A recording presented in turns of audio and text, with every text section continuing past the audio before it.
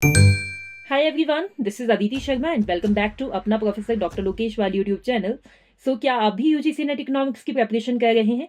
अगर हाँ, तो ये वीडियो आप सभी के लिए है। यहाँ पे हम बात करने वाले हैं यूजीसी नेट इकोनॉमिक्स के लिए आपको इकोनॉमिक्स को किस तरीके से पढ़ना होगा।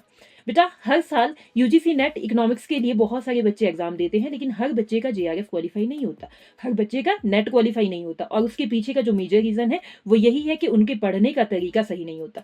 अगर आपको अपने वेरी फर्स्ट अटेम्प्ट में अपना एग्जामिनेशन क्वालिफाई करना है तो इकोनॉमिक्स को आपको 3 तरीके से पढ़ना होगा। 3 तरीकों का मतलब ये है कि इकोनॉमिक्स को पढ़ने के 3 एस्पेक्ट, ठीक है, जिसमें सबसे पहले आता है थियोरेटिकल सेगमेंट, यानी कि कोई भी टॉपिक पढ़ रहे हैं पहले उसकी थियोरी क्लियर कीजिए कि वो जो कॉन्सेप्ट है वो बता क्या रहा है, ठीक है, उसके पीछे का रीजन क्या है, कॉज क्या है, ठीक है जी। उसके बाद में आपका आता है डायग्रामेटिकल सेगमेंट, यानी कि जो आपने टॉपिक थियोरी में पढ़ा उसके आपको डायग्राम क्लियर करने होंगे कि किस तरीके से डायग्राम्स बनेंगे। देन तीसरा सेगमेंट आता है आपका मैथमेटिकल सेगमेंट, कि अगर आपको थियोरी भी आ गई है, आपको डायग्राम्स भी समझ आ गए हैं, अब आपको देखना है कि उसको मैथमेटिकली कैसे कैलकुलेट किया जाएगा, जिसे हम इकोनॉमेट्रिक्स का नाम देते हैं, ठीक है।